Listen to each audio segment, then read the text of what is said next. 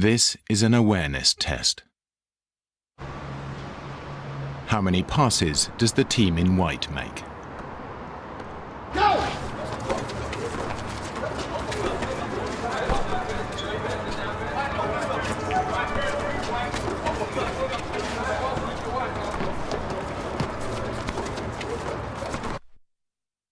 The answer is 13. But did you see the moonwalking bear?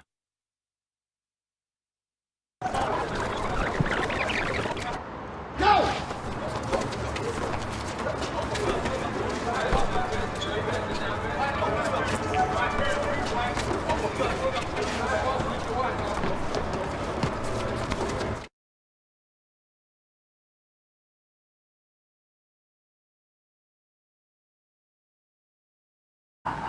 It's easy to miss something you're not looking for. How many of you guys have seen that video before? Right? Okay, how many of you guys, first timers, did you see the moonwalking bear the first time? Oh, I saw a few. Yeah, no, I didn't see it the first time. You see, there's this phenomenon called inattentional blindness. It's when your attention is focused on one thing and then you miss something else that's happening right in front of you. This is the same concept that makes motorcycles so difficult for other drivers to see on the road. Why we see so many accidents with motorcycles, because our eyes are trained to look for two headlights coming at us. And so when only one comes, we're just blinded to it. Our brains have been conditioned a certain way. This is the concept that a magician in the street would use when he's showing you a card trick up close, and he misdirects your attention over here while he's doing something over here. And we think it's magic, but it's just inattentional blindness. You can't see what it is that you're not looking for. It's a distraction. It's a redirect that keeps us from seeing what's right in front of us. This is also a spiritual truth, and I want to talk about that this morning for just a little bit, that if we want to see and to experience the move of God in our lives, we have to be on the lookout for what it is that He has done and what it is that He is doing.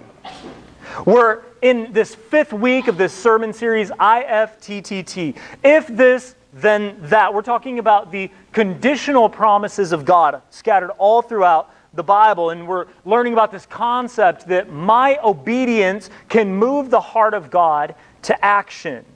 It's this invitation from God to participation in what He's doing in our world. It's not about God withholding power till we jump hoops. It's about God waiting until we're ready to fully experience the move of His power in our lives. And this morning we're back in the Gospels, and we're going to be hearing another one of those promises straight from the mouth of Jesus Himself. This is in John chapter 11. If you've got a Bible, go ahead and turn there. We're going to be there most of the morning. John chapter 11. We're going to just start off in verse 40, and then we're going to kind of unpack the rest of the chapter a little bit.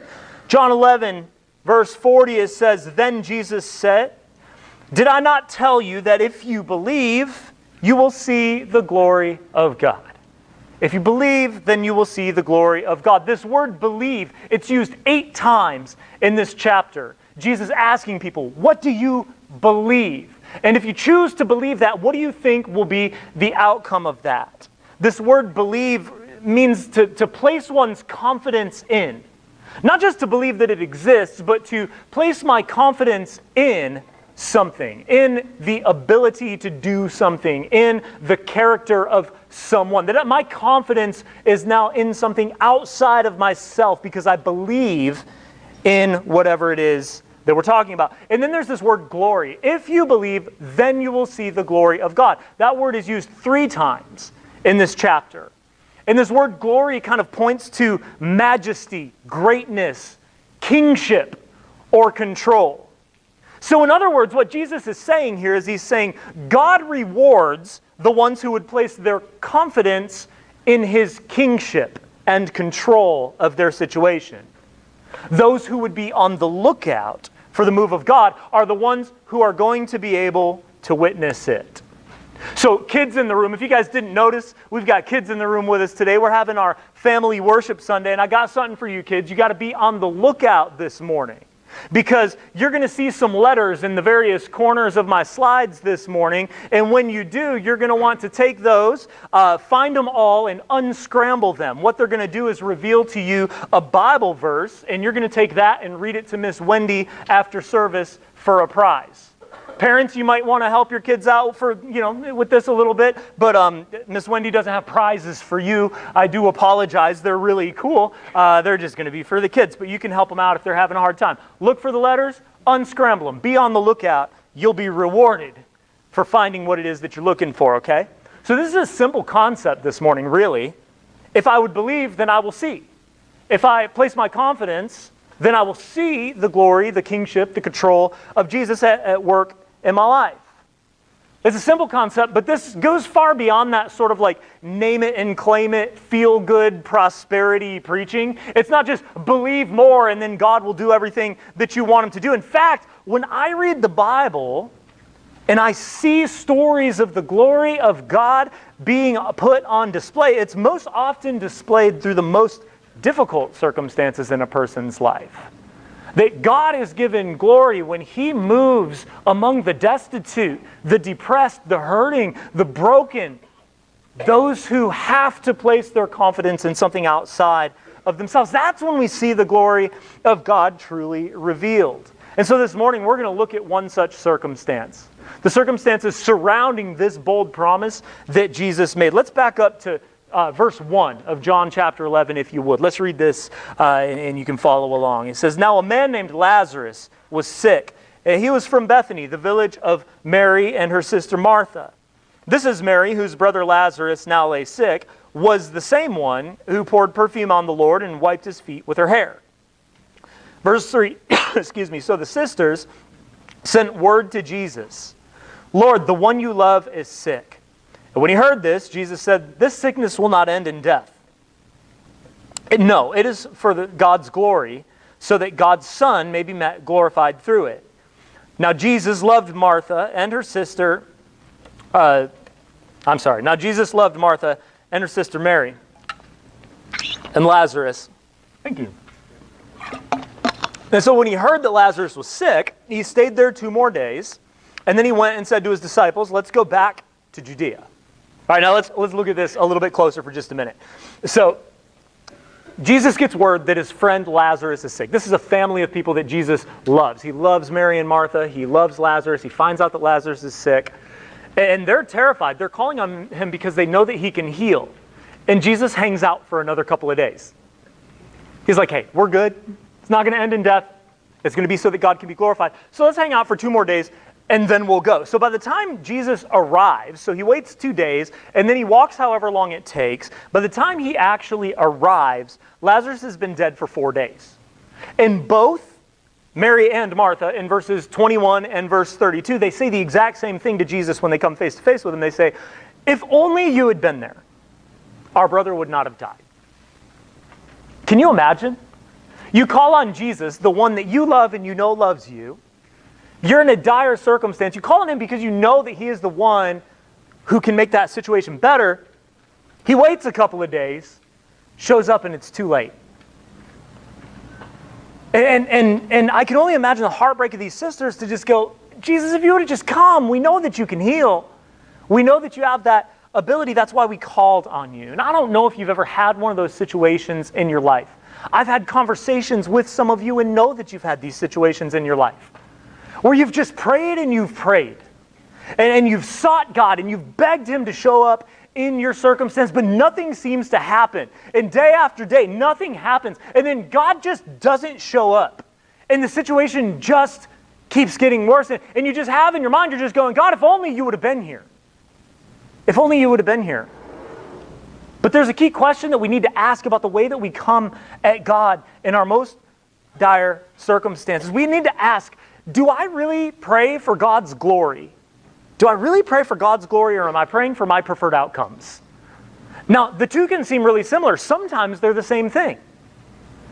But But when I pray for only my preferred outcomes, even though I know that God is capable fully of doing those, I am still maintaining control and kingship of my own prayers, my own circumstances, my own life. I'm trying to hold on just a little bit too tight, because what Jesus said, if you would remember, is that those who would believe, place their confidence in Him, would see His glory, His kingship, His control on display. So we need to ask ourselves, what am I looking for when I pray? What am I looking for when I ask God to move in my life? Because whatever it is that I look for, that's what I'm going to see. So if I'm just looking for the things that I want, that's all I'm going to be able to focus on. And then if they don't happen, all I will be able to see is what God didn't do. But if I pray for God's glory and I place my confidence there, I'm going to see something very different. There's a couple of truths that I want to just show you guys this morning, and they're pretty simple, but they're not easy. The first one is this, is that God's delays are not God's denials. God's delays are not God's denials. If Jesus loved Mary and Martha and Lazarus so much, why didn't He go as soon as He received word? Why didn't He go as soon as He knew that His friend was on his deathbed sick? Now, I've learned over the years, I try not to be too presumptuous or assume that I know the mind and the motivation of Jesus when I read the Scriptures. I try not to step in and go, well, this is exactly what Jesus was thinking when He did this. But I think that we can see patterns in the life of Christ and in His actions that kind of give us glimpses into His character. The things that help us understand His intentions and kind of get behind His actions a little bit to understand them. So I want to look at a couple of things with this concept in mind, that God's delays are not always God's denials. First of all, God is never late. God is never late. Sometimes He leaves you in it just long enough to look for Him. Sometimes He's leaving you there so that you'll look for Him. Martha came to Him and she's like, Jesus, it's been 4 days. Now, later in this chapter, we come to this point where Jesus is about to ask them to roll away the stone of the tomb that Lazarus has been laying in for 4 days. And she comes to Him and she's like, you're way too late for this, Jesus. In fact, she says, it's been 4 days and now there's a foul odor. If you're a KJV reader this morning, this is one of my favorite King James verses, because she says, surely, Lord, he stinketh. Surely he stinketh. It has been 4 days. He don't stink, he stank. He has been laying in there in the heat of the Middle East for 4 days. This is not going to be pretty. Are you sure you want to do this? Because Jesus, I think you're just too late to do this. Realistically, guys, I have had my share of it stinketh moments in my life. I've had my share of those things that you just look at and you just go, God, you're too late for this one. You didn't show up, and now it's that bad. It's not going to get better. Let's just cut our losses and move on. Where I've tried everything I can to fix it, and maybe you can relate to that. Maybe you've just been grinding it out, trying to fix it, waiting on God to come and do your preferred preferences, and when it doesn't happen, it just stinks. But the truth is that God's ability to change your situation begins where your ability to control it ends. God's ability to change it begins where your ability to control it ends. So maybe He's not late at all. Maybe He's just waiting until you're ready. And He's getting ready to move. So God is never late. God exists outside of time and space as we know it. God operates on His own timeline, and it's always right because He is God. He's never late. But the second truth within this is that you are never alone, even in the waiting. So while He may leave you in it long enough to look for Him, He may also leave you in it long enough for you to let Him in it with you. So whatever it is that you're up against, you're not alone in it. Let's look at verse 33 through 35. This is when Jesus comes up on Mary, and He said, we see in John 11, it says, when Jesus saw her weeping, and the Jews who had come along with her also weeping, He was deeply moved in spirit and troubled. Where have you laid Him? He asked. Come and see, Lord, they replied. At verse 35, Jesus wept. Jesus wept. Now, this verse 35 of John chapter 11, this is one of those ones that, I don't know if you ever had one of these things like me where like you were asked to memorize scriptures like for Sunday school and things. Like John 11:35 is like the moneymaker, right? Anybody can remember Jesus wept. That's a good one. But this verse is packed with so much that the Lord himself, God in heaven, come to earth in the form of a man, would weep over a situation that he already knew the outcome to. What is that about? Well, Jesus knew the outcome before he ever even left to go to Judea. But still, he chose to fully engage in that moment, to feel the pain, to feel the hurt, to feel the weight of loss with the ones he loves, to feel the weight of the disbelief of God's own people. And he would come in and he would weep beside them. You see, Jesus chooses to fully engage with you, no matter where you're at. No matter how far you feel from him, no matter how much you hurt, Jesus does it alongside with you. He is never late. You are never alone, because God's delays are not God's denials. The second truth this morning is this: your doubt is not your defeat. Your doubts are not your defeat. There's a whole lot of doubt happening in John chapter 11. We've got the disciples, right? So in verse 8, Jesus is like, hey, a couple of days later, let's head to Judea. And they're like, is that a good idea? Is that a good idea? Didn't they try to kill us last time we were there, Jesus? That didn't work out that great for us. Maybe we shouldn't go. You've got Thomas in verse 16. So Jesus gives them this little spiel about, no, guys, we're going to go. We're going to go take care of this. And you've got Thomas, who's kind of become known for centuries now by his doubt. You've got Thomas that goes, well, I guess we should all go so we can die with him. That's his answer. Guess we should all go so we can all die.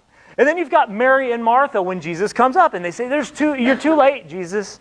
Nothing that can be done. But if you would have been here, our brother wouldn't have died. But since he's dead, don't roll that stone away. It's a bad idea. All this doubt circling Jesus, yet in the end, God moves in power in order that he might build the faith of the ones who are present. Our doubts can do one of two things in our lives. And some of you, I know you came into this place and you come week after week and you carry doubt on your shoulders into your worship of God. And then we feel bad about it and we have guilt and we have shame and we're like, well, I don't think I'm supposed to doubt and I don't know what to do with this, but I have it and I don't know how to make it go away. Well, your doubt can do one of two things. Your doubt is going to either lead you into distraction or they're going to lead you into deeper devotion. You see, even amidst a lot of doubt, the disciples followed Jesus, didn't they? They weren't sure how it was going to turn out, but they followed him anyway. They still came to Judea with him. Mary and Martha, they brought their struggle to the face of Jesus. They said, man, why didn't you come? Why didn't you come? You're too late. I think that there's this thing, because we feel that guilt and we feel that shame and we feel that a shortcoming when we have doubts, that we let it distract us from what it is that God really wants to do, where if we would, instead of running from our doubts, run toward our doubts, we could let them drive us into the presence of Jesus. The doubts that we have, we chase those down and we ask God to reveal through his word and through his people what it is that we should think about that thing that we have doubts about. If we let them drive us into the presence and the power and the loving arms of Jesus, we're not going to be distracted. We're going to find ourselves more devoted than ever to him, more able to rest our confidence in his kingship and control. You know, you guys know we came out here not too long ago from Southern California. And one of the things about living in Southern California is we were just a couple of miles from Disneyland. So we spent quite a bit of time there. And one of the things that we didn't usually stay for was the fireworks display at the end of the night, because we were like, well, we can come do that anytime. So why do that? And one night we just decided that's all we're going for. We're just going to go a couple of hours early. We're going to stake out a really good spot for the Disney fireworks, because it's a great show. We could actually see like the very top of it from our house. It was kind of cool. But we went into the park and we're like, hey, listen, we're going to go and we're just going to stake out a spot, sit on a blanket. We'll bring some food. We'll bring some games. And we're just going to get a great spot to see this awesome fireworks display. And hours passed and hours passed. We've got our spot. We're stoked. Well, if you don't know how these things work at Disneyland, right about 10 minutes before the show starts, a crowd like this starts to develop. And people just start rolling in. And full-grown adults are ducking under the little chain that we had snuck under hours ago. And we had our spot, and they were now right in front of us. And you've got these just full-grown human beings, and I mean, Ava couldn't have been 5, I don't know, something like that. And you've got this kid who's waist high on most of these people, and I was so excited about the spot we found, and now it was just ruined. But the truth is, like, as much as I was like irritated and frustrated and just not happy about what was going on, because Ava was excited. She was pumped up. She had waited all that time, and now she couldn't see what she was there to see. But she was undeterred. She was joyful. She was still really excited. You know why? Because she was confident that Dad was going to pick her up and put her on my shoulders for the next, 30 to 35 minutes or so. And I'm just going to give you a zoom in of these dads that have their kids on their shoulders, just so you know how I felt in that moment. But my child put all of her confidence in the fact that her dad could get her to the place where she could see what it was that she came to see. And that's exactly what we need to do. We need to not let that giant that stands in the way keep us from seeing the possibility of what God can do in our lives. Because we serve a God who can throw us up on His shoulders, the one who can take that distraction that has blinded us and taken our attention away from Him, and He can put it back on His will. He can put it back on His work. He can put it back on what He is going to do so that we could see His glory on display. So let's jump back into John chapter 11 and verse 38. It says this: Jesus, once more deeply moved, He came to the tomb. And it was a cave with a stone laid across the entrance. "Take away the stone," He said. "But Lord," said Martha, the sister of the dead man, "by this time he has a bad odor." He what? He stinketh. And he has been there for 4 days. Verse 40, then Jesus said, "Did I not tell you that if you believe, you will see the glory of God?" And so they took away the stone. Then Jesus looked up and He said, "Father, I thank you that you have heard me. I knew that you always hear me, but I said this for the benefit of the people standing here, that they may believe that you sent me." And when He had said this, Jesus called out in a loud voice, "Lazarus, come out." And the dead man came out, his hands and feet wrapped in strips of linen and a cloth around his face. And Jesus said to them, "Take off the grave clothes and let him go." See, Lazarus had to die. Lazarus had to die in order for the glory of God to be revealed in His resurrection. Jesus was declaring His kingship and His control over even death. And not only that, He was pointing to His own death and resurrection that was coming. The one that would conquer sin and death once and for all. For everyone who would believe and place their confidence in Him. See, what do we need to let die? What do you need to let die in order that God's glory might be revealed in your life? I think that the real question is, are you willing to surrender your situation and place your confidence in His control? Are you willing to let go of that white-knuckle grip that you are holding on to, hoping you can regain control of the tailspin that is your life? Are you willing to let go and surrender to His kingship? It's easy to miss something that you're not looking for, but the flip side of that truth is that you will eventually find the thing that you chose to look for. And so, if faith is believing in things ahead that will only make sense in reverse, then our confidence in God comes from remembering what we've seen God already do. There's something that I've been doing for years at different churches that I've worked at, and this is something that we've started doing as a staff when we meet, and I call them God sightings.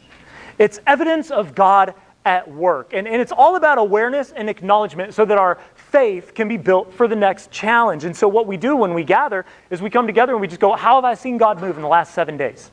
How have I seen God move in my life or in the lives around me in the last 7 days? And we come together and we talk about that. Where have I spotted God at work? Because it puts us in a mode of knowing that we're going to get called on next time.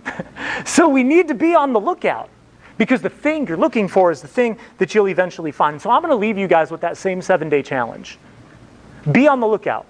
Write down what you see.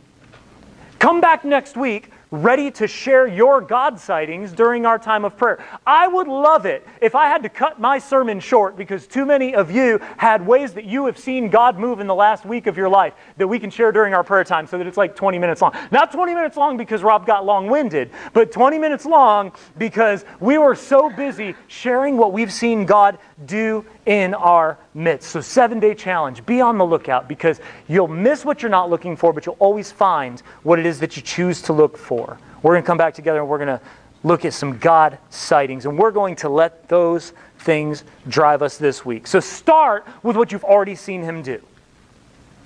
What has He done? God has saved you. God has saved you from your sin and into His family. He's brought you out of darkness and into His light. You were a slave to sin, but now you have been set free because of Jesus. Death has been defeated. Guilt was removed. Shame was erased and replaced with passion, with purpose, and with eternal life. I want you to stand with me, and we're going to let that drive us to the point of praise this morning as we declare His glory. Let's stand together and pray. Jesus, we thank You for the move that You have done in each of our lives who have called You our Savior and our King. We place our faith in You and in You alone. We believe, and we would beg that we might see Your glory at work, Your kingship, Your control. Jesus, would You continue to move in our lives, but don't let us miss it. Help us to see it, because we've been on the lookout for it. And as we sing this song of declaration, God, that glorious day that You called us out of our tomb and into Your life, God, we praise You and we thank You for loving us and showing us how we can love You. It's in Jesus' name we pray, and all God's people said, Amen.